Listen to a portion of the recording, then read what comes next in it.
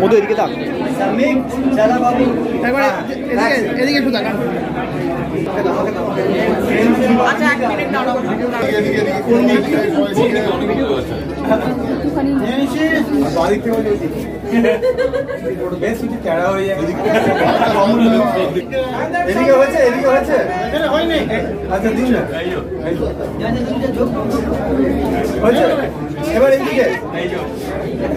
শ্রেয়া এদিকে, শ্রেয়া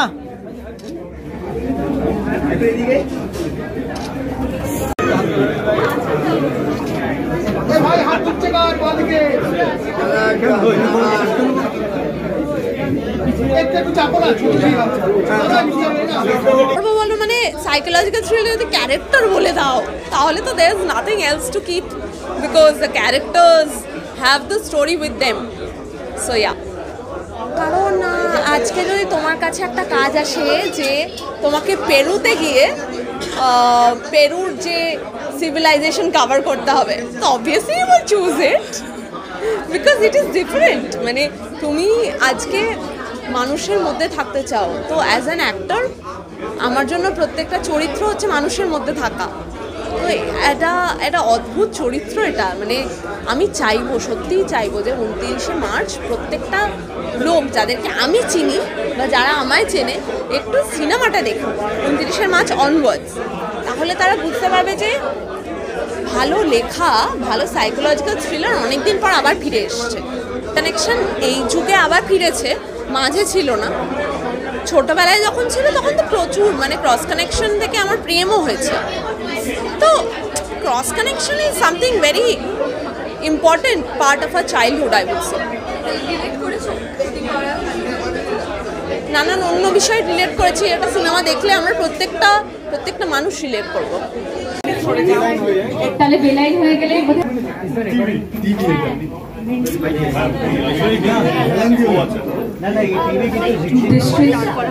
আমি সবাইকে একটু বলি, আমরা জাস্ট কিছুক্ষণ নেব, আমি জানি এরকম ভাবে সময় বেশি আমরা। কৌতূহল যদি বাড়ে 29 তারিখ মার্চের মাসের, আরেকবার বলছি, কৌতূহল যদি বাড়ে 29শে মার্চ প্রেক্ষাগৃহে যেতে হবে।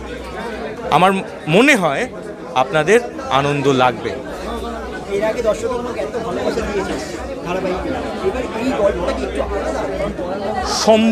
আলাদা? সম্পূর্ণ আলাদা। ওইটা একদম পারিবারিক একটা গল্প ছিল, এটা তার থেকে ঘটনাটা পুরো আলাদা। এটা একটা অদ্ভুত সাইকোলজিক্যাল ড্রামা।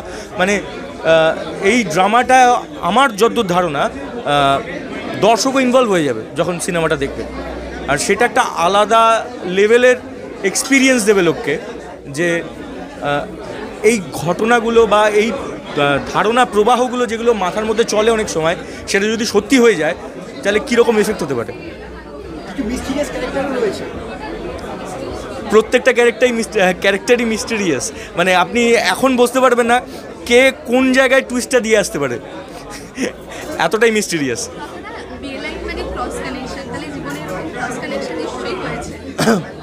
গল্পটা শুরু হয় ক্রস কানেকশনের জন্য, এবার তারপরে যে জীবনের প্রবাহগুলো কোথায় গিয়ে ক্রস করছে সেখানে আমাদের গল্পের হাইলাইট পয়েন্টগুলো আছে। এবার আপনারা দেখলে বুঝতে পারবেন কতটা কার্যকর হয়েছে।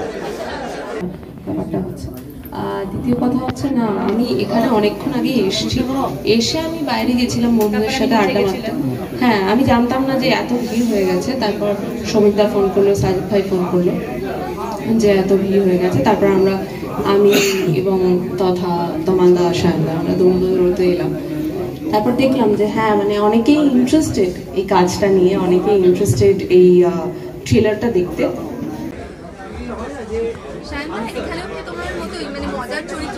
মজার চরিত্র, কমপ্লিটলি মজার চরিত্র এটা আমার। এবং আর মজা শুধুমাত্র অনস্ক্রিন নয়, অফ স্ক্রিনও প্রচণ্ড মজা হয়েছে, কারণ যেখানে পরান্দা রয়েছে এবং পরান্দার মানে গল্প শুনতে আমার প্রচণ্ড ভালো লাগে। তো অফ স্ক্রিনটাও বেশ জমে যায় মজায়। তো আমাদের বেশ মজা করে লুডো খেলা, মজা করে আড্ডা মারা, খুব মজায় আমার হয়েছে। কারণ আমি অনেকদিন খুব সিরিয়াস চরিত্র করছিলাম, হ্যাঁ, তো অনেকদিন পর আবার একটা মজার চরিত্রে আমাকে সবাই দেখতে পারবে, সেটা আমার খুব ভালো লাগছে। নাচ আমার নেই এখানে, শ্রেয়ার রয়েছে, কারণ শ্রেয়াকে কেউ আজ অবধি নাচতে দেখেনি। ঝালাগান পালাগানের একটা পর্বে শ্রেয়া কিছুটা নেচেছিল, তারপর শ্রেয়ার জন্য একটা দুর্দান্ত অভিজ্ঞতা যে ও নাচ করেছে এখানে। আমি তো নেচেই থাকি, আমাকে এক্ষুনি বললে আমি এক্ষুনি নেচে দেবো। তো বেলাইন মানে ক্রস কানেকশন, এর সাথে আমরা জানি যে তোমার অভিজ্ঞতা আছে, তো তারও কিছু ছোঁয়া আছে এখানে? না, আমার দিক থেকে নেই, কিন্তু আমরা তো একটা সময় ওই সময়টার মধ্যে দিয়ে গেছি যখন টেলিফোন ছিল, ক্রস কানেকশন হয়ে যেত, ক্রস কানেকশনে মানুষের সাথে মানুষের পরিচয় হতো। তো এরকমই একটা পরিচয়ের গল্প এটা, যে একটা একা মানুষ, একটা একা বয়স্ক মানুষ যে একা থাকে, জীবনে কেউ নেই, একটা ফোন কল কি করে তার জীবনটা পাল্টে দেয়, সেটা নিয়েই হচ্ছে এই ছবির গল্প। এটাই থ্রিলার। ছোট একটি চরিত্র এখানে রয়েছে, কিন্তু আমাকে প্রথম যখন শ্রমিক বললো যে এটা খেলোয়াড়ের চরিত্র, আমি বলছি আচ্ছা সে কি খেলে, বলছে লুডো। আমি বলছি আচ্ছা লুডো কার সাথে, বলছে পরাণ বন্দ্যোপাধ্যায়ের সাথে। আমরা ওকে, তাহলে আমি এই চরিত্রটা করবো অবশ্যই, কারণ পরাণদের সাথে লুডো খেলার ইচ্ছে থাকলে উপায় হয় না। তো এরকম একটা চরিত্র যে আমি মেনলি আর বেশি কিছু বলবো না, কারণ এই চরিত্রটা খুব ছোট হলেও আমি যদি রিভিল করি অনেকটাই গল্প রিভিল হয়ে যাবে। এই যে শ্রমিকও বারণ করছে বাই দিয়ে, তো আপনারা ধরে নিন এটি একটি খেলোয়াড়ের চরিত্র, এবং সে কি খেলে, সে লুডো খেলে।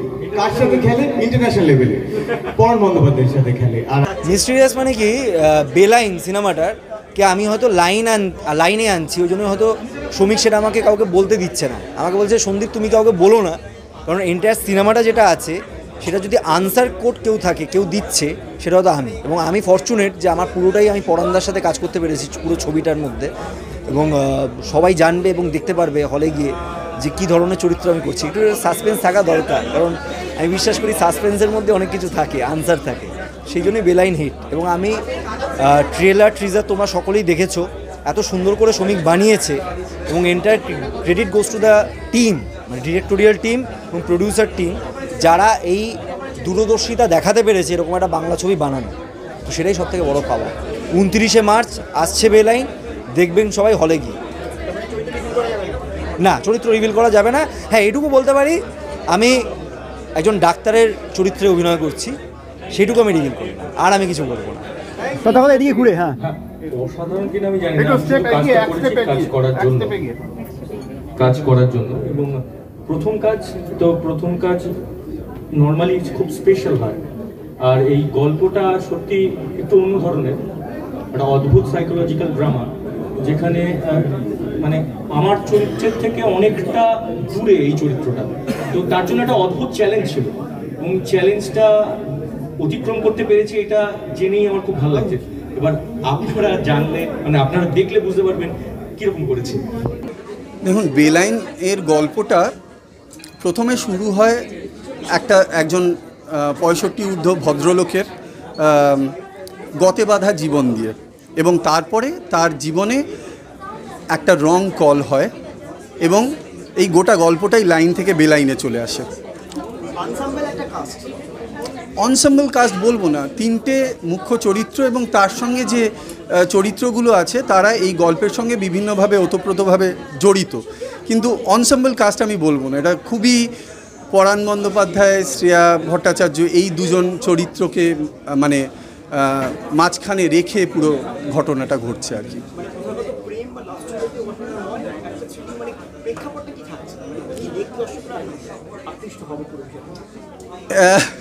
আচ্ছা, সবসময় প্রেম ভালোবাসা থাকবে, এটাই তো কাম্য, এটা ম্যান্ডেটারি। আচ্ছা বেশ, তাহলে তাই। আচ্ছা, বেসিক্যালি হচ্ছে একজন বয়স্ক মানুষের জীবনেও অনেক কিছু ইন্টারেস্টিং হতে পারে যেখানে প্রেম ভালোবাসা নেই, মানে সরাসরি প্রেম ভালোবাসা বলতে আমরা যেটা বুঝি সেটা নেই।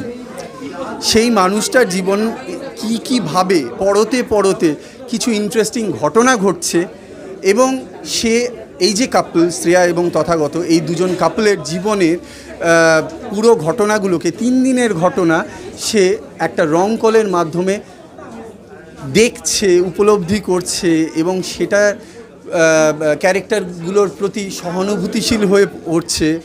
এইটা নিয়েই গোটা গল্পটা।